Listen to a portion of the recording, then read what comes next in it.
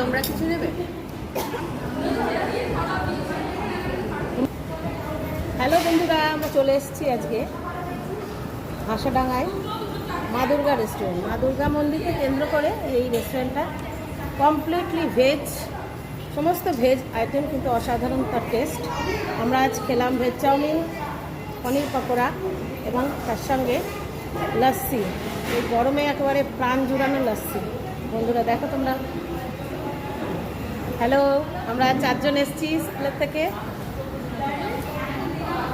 এই যে তনয়া, শর্মিষ্ঠা, সহেলি আর আমি।